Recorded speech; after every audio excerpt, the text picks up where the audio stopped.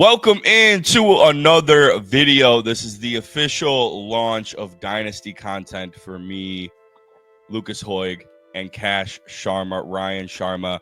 We are so excited today. If you are not following the channel, go ahead and make sure to like and subscribe. Little new StreamYard glitch there. And today, for our first Dynasty video, we are going to be talking about our top 10 Dynasty quarterbacks ahead of 2025. Now, this is not how we think necessarily the season's going to go and who's going to be 1 through 10, more or less. If you were doing a startup, we would be drafting these players in this, I would guess, say more certain order. Would you guys kind of say, is that how we kind of based our list here? A little mix of both, maybe, but overall, these are the guys. You guys excited? I might say we might as well just get right fucking into this thing, huh? Let's go. I'm ready. Better list than mine. Let's see it. Okay. All right. So I got to look at these lists a little bit here, and we're going to kick it off with 10 through 8 from Lucas Hoig. Coming in at number 10, CJ Stroud. Number 9, Drake May. And number 8, Justin Herbert. Lucas, kind of dive us in there at 10, 9, and 8. I think I would say Stroud and Herbert are the more similar two, and Drake May is definitely the wild card there. But Stroud and Herbert, I think, are two guys where we may or may not have seen their ceiling. I think, if not, we've seen pretty close to their ceiling. I've always been a Herbert guy. I think he's a high yardage, high touchdown guy. But between him and Stroud, neither one of them are really going to kill him in the run game. And so I think with those guys, it's they'll kind of fluctuate with their offense, maybe a little bit more run heavy down in Los Angeles with Harbaugh now. I think, the Texans will always be pretty pass heavy. They got tons of receivers, tons of weapons.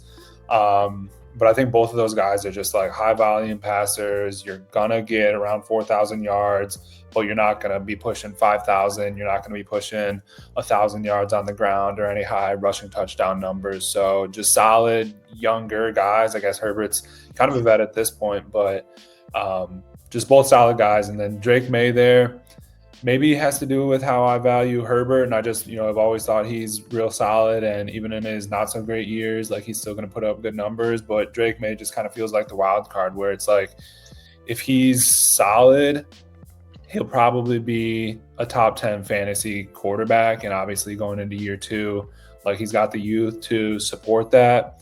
And then they invested in him this year. So it's I think this year he might skyrocket up if he's real strong and he's that guy. He might also just completely tumble down lists if he's not that guy after they spent money around him. They gave him new weapons. So we'll see. But I think right now I tend to think about it would I trade Stroud straight up for May? I'd take May there. But then if someone offered me Herbert for May straight up, that's where I start to question things. I think it's closer at 9 and 8 than 10. I think there's probably a top 9 that's strong. And then there's a few guys like a Jordan Love, maybe someone who's not on my list, you can make the case for at 10. So I want to know who, would you say that Jordan Love was probably the first one off your list then? I think so. And I think he's just another similar boat, 4,000 yards, probably a good amount of touchdowns, maybe a little bit more turnovers than someone like Stroud or Herbert, but still not really getting much rushing production there. So could just be because I'm a Bear fan. I don't want to see Jordan Love succeed, but he was probably number 11 for me. I think you're glazing Drake May a little bit. You're the only one with Drake May on your list. We'll see. I feel like we might be in the minority with that take, though, Will. I feel like I think we are very high on Drake May. If you just look at the national media, if we just go off the KTC database right there, he's QB7. Yeah. Which I think is very high. I'm not saying that I don't like Drake May. I would say he was my first off my list. Let's go ahead and get into Ryan's list actually here, and let's just go ahead and maybe show our 10 through 8 as a whole here. Ryan going in with Bo Nix, the only one with Bo Nix on his list. Jordan Love at 9 and Caleb Williams at 8. And kind of similar here between the two of you. I have Caleb Williams at 8 as well, with Stroud at 9 and Jordan Love at 10 for me. I would say Drake May was the first one off the list for me. Bo Nix coming in at probably 12. Those two were probably the first two off of my list. But I want to know your reasoning on why you put Jordan Love at 9, and I'll talk about my reasoning with Jordan Love at 10. And no Stroud for you as well. I kind of want to hear your aspect on that. No Stroud. Well, first off, for me, the decision was mostly between Bo Nix and Drake May for that 10 spot. And it was a really tough decision, but I mean, I look at the situations that they're in, and I'm way more attracted to Bo Nix being linked to Sean Payton. And I feel like Sean Payton just has such a good track record with quarterbacks, whether it was Drew Brees, even moving on to like Teddy Bridgewater, Jameis Winston, showed a lot of good fantasy success with those two quarterbacks. And now Bo Nix starts off his career very strong. He was quarterback 7 last year. And I feel like he's kind of that quarterback where it's going to be a really high floor for the most of his career. Like, I don't think he's going to get too much better, but I also don't see why he would get worse. I mean, the Broncos are going to continue to invest in that offense. Last year, he really didn't have any weapons, if we're being honest. Like, Cortland Sutton was his wide receiver 1. Otherwise, they were starting like an undrafted rookie. I believe his name is like Vele. He was their wide receiver 2 for most of the year. They got Marvin Mims. Like, they're playing a lot of, it's like a ragtag group of receivers. And I know that Sean Payton likes that kind of thing, but I also believe that in the future, Bo Nix could get like a real solid weapon, and maybe that'll even help increase his value. But even without that, his floor is high. He's got sneaky rushing upside too. And I just think compared to Drake May, it's like Drake May's younger. He maybe has more rushing upside. He has more arm talent. He has more like, he's a more exciting prospect. But it's like the coaching to me is just not there. The weapons are not there. It's New England, and I know like obviously they have the greatest quarterback of all time in Tom Brady, but just in general, like I don't think New England's a great place for a quarterback to play. A lot of, cold weather games in December, January, like it doesn't come across to me as like a high-powered, exciting offense. And maybe Drake May changes that, but for me, I just think Bo Nix is safer. And then getting into Jordan Love a bit, I mean, Jordan Love is kind of similar to Bo Nix in the way that he's linked to a very strong offensive mind. They invested in Matthew Golden this year, getting him a first-round receiver. And I think he did take a step back last year, but you have to remember, the first game of the year, he damn near tore his ACL. I mean, he might have been dealing with that knee injury the entire season. The year before that, he was quarterback 5 in 2023. His first full year starting, he was QB 5. Last year, he took a step back. Like I said, he could have been dealing with injury. And then they also invested in more weapons this year. I just think, like, as much as I hate to say it as a Bears fan, like, I just think Jordan Love he's kind of like a solid, consistent quarterback at this point who's going to put up big numbers in a high-powered offense. A lot of passing touchdowns for him, I'm sure. And, yeah, I mean, as long as he's got Matt LaFleur with him, I think he's still a young quarterback, too. He's only 26 years old. So I think he's a surefire top 10. In my opinion, it's like the tier break is kind of, to me, like at 9. Like, Jordan Love maybe ends that last second tier, and then Bo Nix, Drake May kind of starts that third one. But yeah, for me, that's why I put Jordan Love 9. I just think the offense is really good and the weapons are there as well. Yeah, I feel like with that top 5 season in 2023, it was a lower end top 5. Usually your top 5 guys all reach that like 400 threshold in terms of fantasy points. He was at around like 380, I believe. So it was a low end top 5, but I still think like you're going to see a consistent like 6, 7 to like 12 range year in and year out with him. Just with Matt LaFleur, just with how good their offenses ran. They've invested in weapons. I know they don't have a top tier wide receiver group, but they've made it work. And I know that we saw the down year from Jordan Love, but I do think that kind of his ceiling was his first full year as a starter. I don't see him really going past that. Maybe numbers what. Yeah, I hope so too. Yeah, if he goes past that, there's some worrisome for our Bears fans. But I think we're going to see a lot more consistency in terms of his year 1 numbers. Like I said, floating in that 7 to 8 range. And I just, with Stroud being off your list, that's kind of surprising to me, but I do understand it. We've kind of discussed that in the past. But yeah, I don't know. For Love, I'm very high on him. I want to know your thoughts real quick on what's going on with Stroud. I just think, to me, they haven't invested properly in that offensive line. And then also just the offensive coordinator situation scares me as well. Because, I mean, for him, the problem last year, first off, he took a very big step back in his sophomore season, going from, I believe he was a top 10 quarterback his rookie year, to last year barely being in the top 20. And he didn't miss any time at all or deal with any kind of injuries, which was kind of a miracle in itself, the amount of times he got sacked and pressured. So, and then not only did they, not have a good offensive line in the first place, but then they trade away their franchise left tackle this offseason. And then they invest in receivers, which I didn't think that weapons were ever a problem for the Houston Texans. So I just genuinely am confused with what they're doing. And I don't think that they're going about it the right way. I think a good offensive coordinator hire would have had me back in on Stroud. Like, I saw that they're interested in Clint Kubiak at one point. I saw like David Shaw, the former Stanford head coach, was of interest as well. And then they go ahead and hire some no-name guy who I've never heard of and doesn't have any play calling experience. I just think that could be another disaster for Stroud. So right now, I'm just not very interested in Stroud. I'm down on him. Yeah, I understand that. And then Caleb Williams, of course, at 8 for both me and you. I feel like we don't really need to kind of get into that. I think we both believe in the 1.1 hype. I know Lucas is very shortly, in about 2 minutes, he's pushing for 1.2 for me. That might be the second best quarterback in the league. 8? Crazy. 8.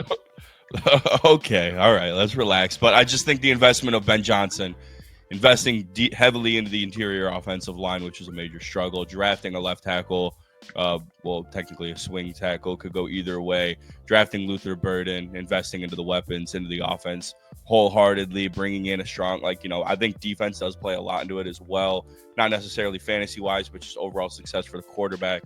I like bringing in an aggressive guy in Dennis Allen, and then just growing the defensive line as well in the offseason. So yeah, I think that's what it is with Caleb Williams for me.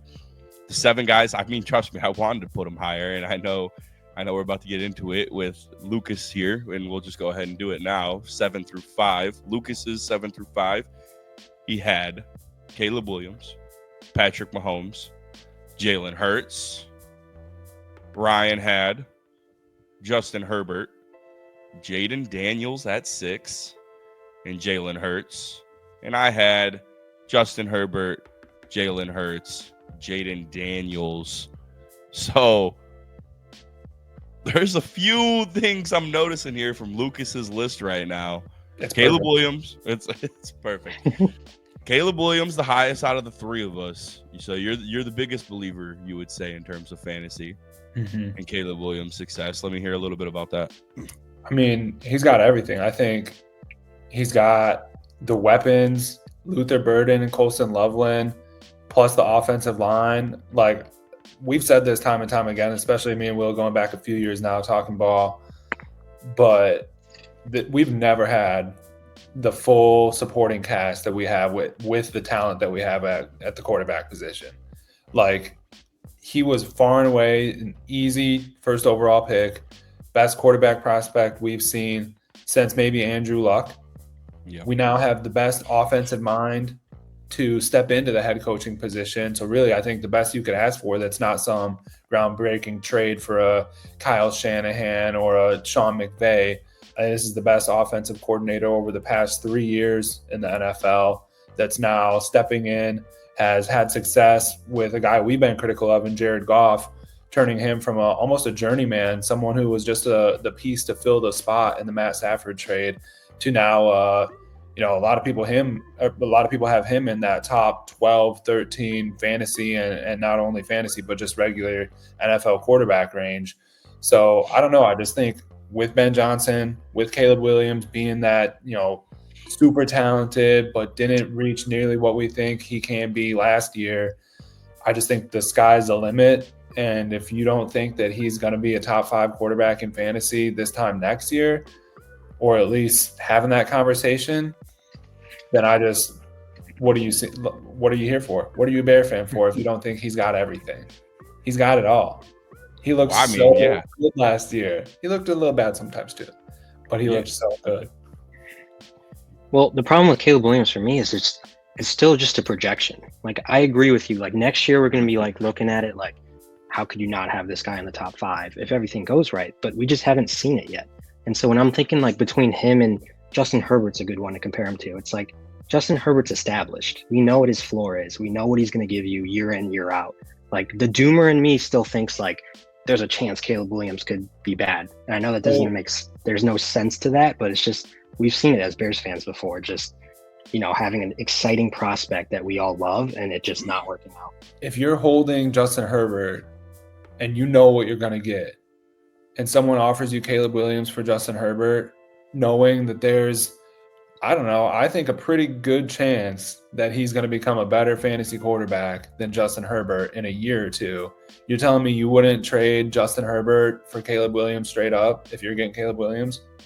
See, like, that depends on my team, but like from the startup perspective, like if I'm picking second round or whatever it is, and it's like, yeah, I got to pick between Caleb Williams and Justin Herbert, just the foundation of my team. I need that star quarterback. I mean, Justin Herbert's proven it. He is one, whereas Caleb Williams has the potential to be one. Can't believe it. I think like, I mean, this is our 7 and our 8. Me and Ryan put him at 8. You put him at 7. Same thing with Herbert. We're talking about Herbert versus Caleb Williams here. I think like this, I went back and forth on this one because I almost did put Caleb at 7 and Herbert at 8 because I do worry about just how heavy they're going to be running the ball in Los Angeles. Like, I think if Harbaugh is there coaching this team, like, we're never going to see his 5,000, almost 40 touchdown season, like, again from him. Like, I don't think we're going to get that. Do I think his numbers from last season are going to be elevated? Yes. I think that year one was more just about like establishing the identity, establishing the run, building up the offensive line, building up the defense. And in year 2, we're going to have Justin Herbert with a better feel of the offense, and we're just going to unlock him. But I still think they value the run too much to the point where I don't think we're going to see that year 1 season from him like we saw his rookie year or even his year 2 season. I think we're going to be floating more around that 30 touchdowns, just 4,200 yards kind of guy, slip in 10 interceptions. I do think Caleb Williams could surpass that with his talent. But for me to bet on that, like, it very well could be like Caleb Williams' ceiling is just, Justin Herbert's numbers. Like, that's what it end up could. Like, his ceiling's not that. His ceiling's, more expanded than that. But for me to sit there and say, like, obviously, if we're doing a dynasty startup, like, I'm going to take Caleb Williams just because I'm probably a Bears fan. Like, that's just me being me. But we're giving people fantasy advice here right now. You probably, in my opinion, you probably should take Justin Herbert. Because I do think he's going to get to that point. That hurts me not too deep inside to hear you guys say that. I'm sorry. Okay, so we are going to assume that you have Jaden Daniels here ahead. Me and Ryan both putting I want to know your thought process on putting Hurts above Daniels, though. Because I have my thought process on keeping Daniels out of my top 3. A lot of people have Daniels as the number 3. I want to hear your thought process at putting him at 6. Yeah. Behind Hurts, even. Well, originally I had Jaden Daniels above Jalen Hurts, but then I was looking at the numbers, and I saw that Jalen Hurts, since he's become the full-time starter, he's been QB9, QB3, QB2, and then last year QB8. So that's like 4 straight top 10 finishes. The point per game numbers are even better because he's taken some games off at the end of the year because the Eagles have had stuff locked up. So if you're looking at pure points per game, he's always top 5. Last 4 seasons, he's established. He's the guy. And I know you could make the claim that, like, hey, maybe the tush push is going to get banned. It's going to take away a lot of his touchdowns. But I mean, who even knows if that's going to happen? And if it doesn't, he still has shown the capability to be a good pocket passer. He's got the weapons. He's got the system. He's got the offense, like the offensive line, that is. He's got everything. To me, Jaden Daniels has had 1 season. And that 1 season was great, but it still was only a top 5 QB finish. And to me, it's like there's a possibility that he could take that step back. He's not established. He's not Jalen Hurts quite yet. Plus, Jalen Hurts is going to be coming off a Super Bowl win. You don't know what that could do for his confidence. I just think that, he's still a young quarterback with a lot of upside, dual threat ability. They're kind of similar in their play styles a bit, but Jalen Hurts just showed me more, and he showed it over a longer period of time. I think for me, the deciding factor was I just trust maybe the system in terms of the passing more than I think in terms of ceiling. I would take Jaden Daniels' legs. Scoring, obviously Jalen Hurts is going to get those push touchdowns, but he has, in year 1, Daniels rushed for 891 yards. Jalen Hurts' best season was his first full season as a starter, 784, and it's only gone backwards since then. Still floating 600s every year, but hasn't gotten back up to that nearly 800-yard mark. So, and I don't know if in that system, if I trust Jalen Hurts to go out there and match his 10 touchdowns with his legs with 30 touchdowns through the air. That's And fair, but 4,000 we're yards. talking 4 years of production versus one. Mhm. I mean, there's been a 100%. lot of 1 year wonder type of quarterbacks. I mean, all I hear around like sports talk is like Jaden Daniels is just going to keep getting better. It's like, why? Why is he going to keep getting better? Like, there's a lot of examples of quarterbacks that don't get better after they break out, especially in Cliff Kingsbury's system. Yeah. Like, there's causes for concerns, which is why I was hesitant to put him into the top 3. But I mean, I think it's just like, you look at, like, I think about it this way. You look at Stroud last year, teams would have cut off an arm and a leg to trade for that guy immediately after his rookie year. Now, we're sitting here arguing if he's a top 10 dynasty quarterback or not. Exactly. Like, that's what Mac Jones in 2021. I looked this up. He peaked at QB8.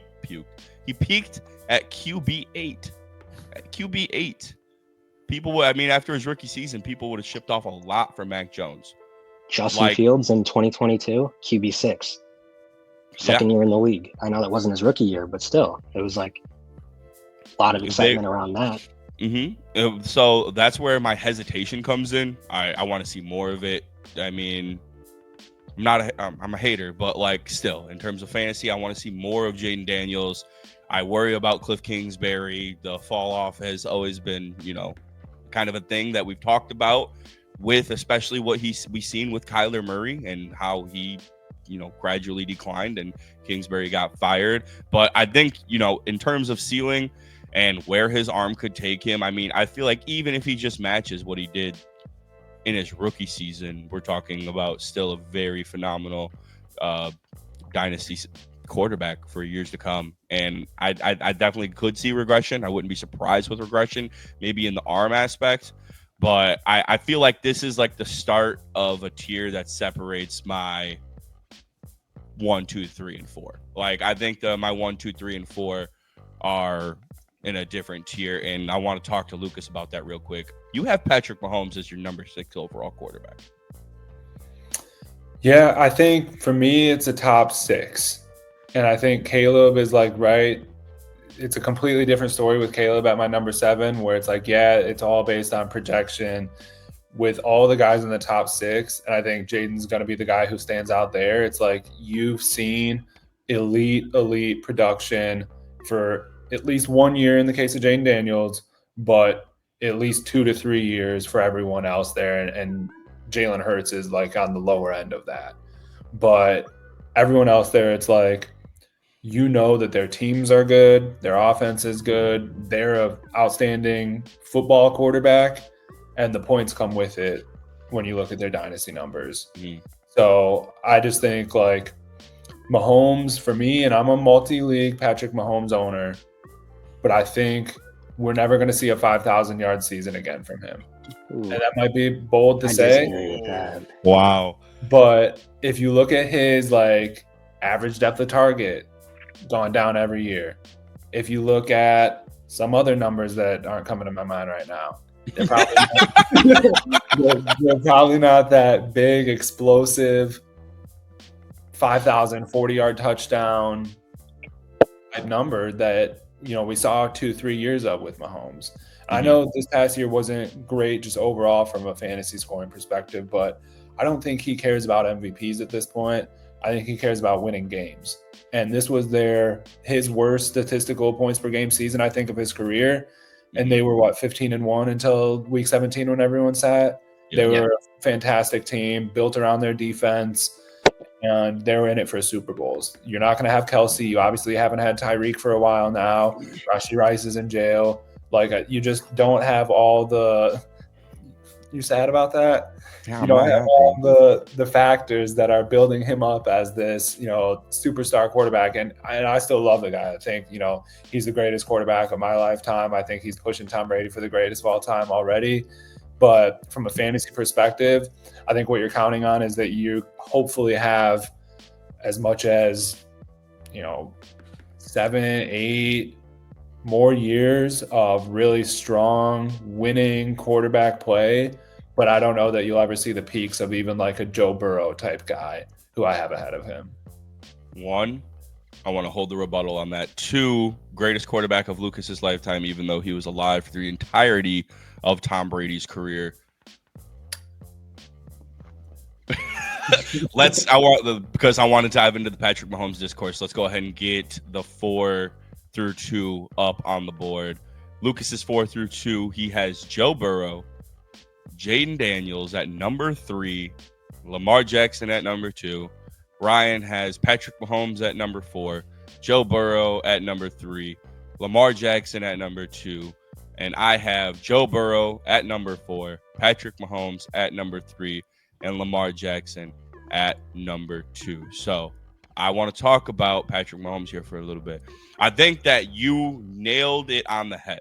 Like, his numbers have not drastically, but they have declined over the last 2 seasons specifically. For 4 out of his first 5 seasons as full starter were 400-point plus fantasy performance seasons. The last 2 years, he's only scored 322 points each year.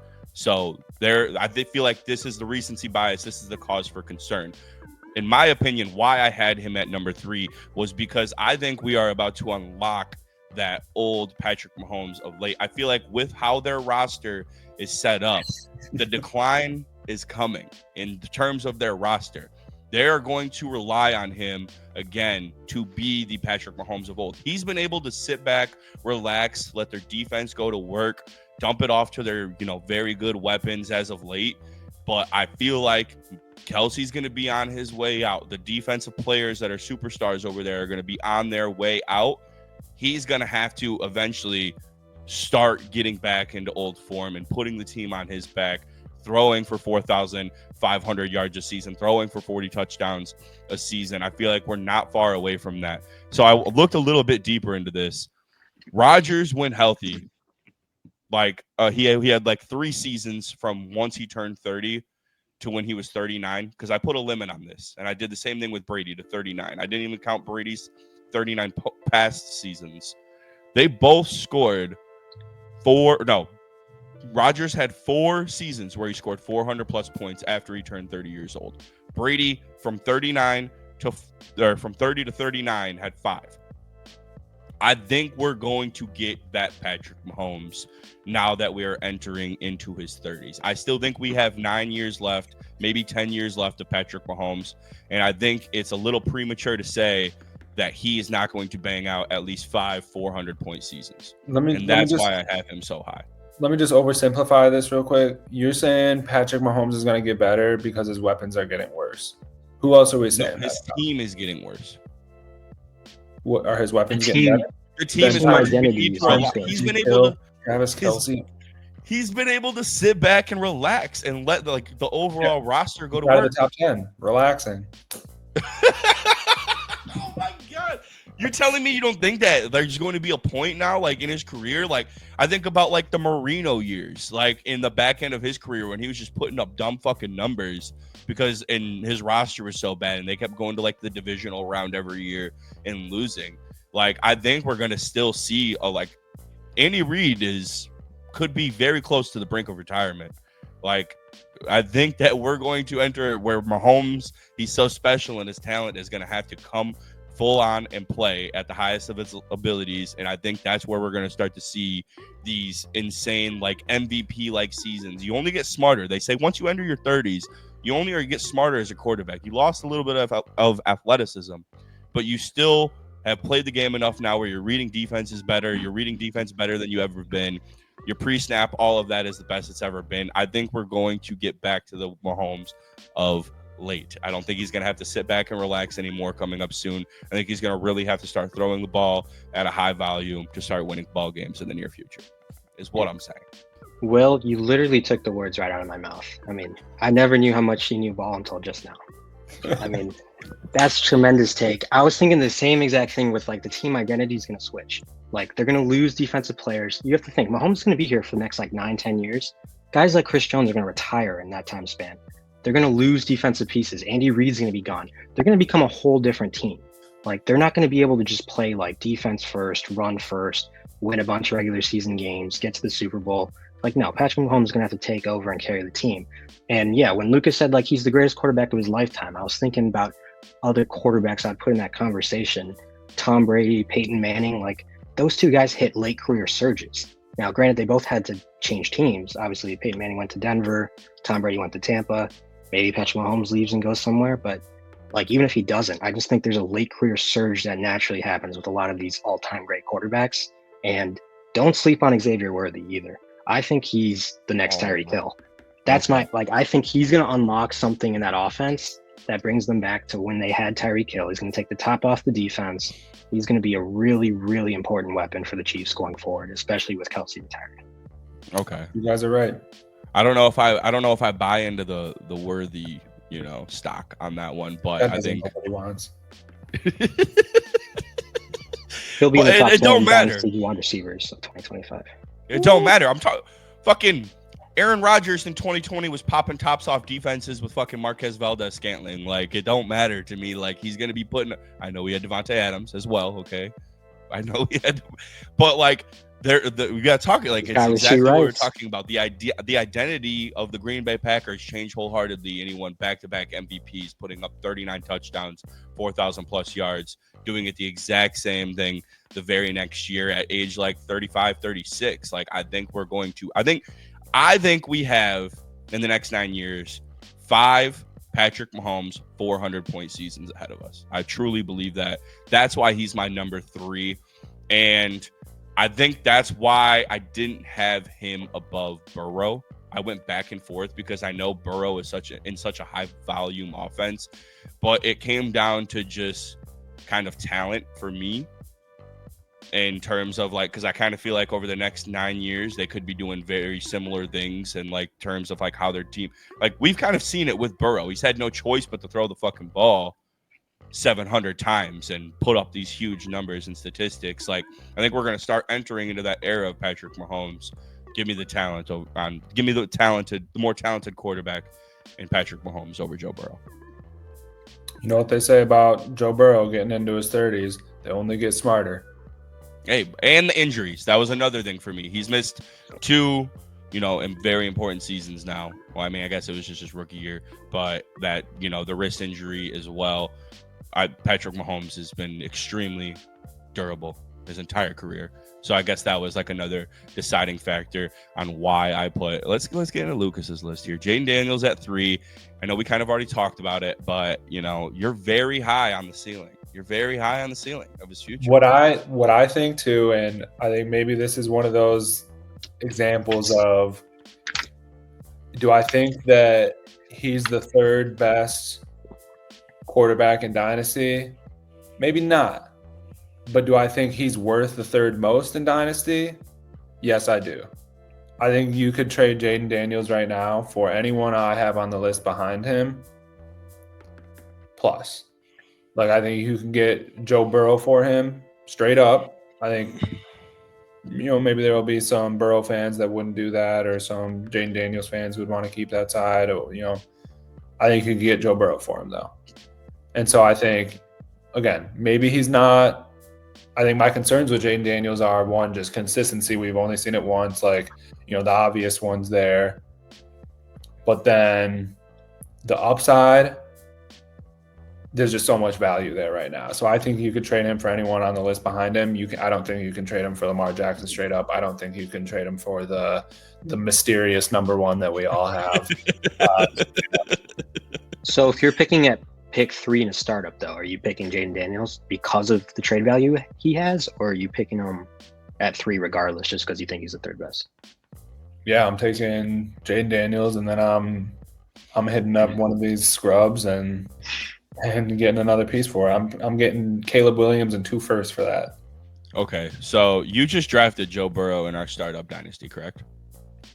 At QB 5, I believe. 5, yeah.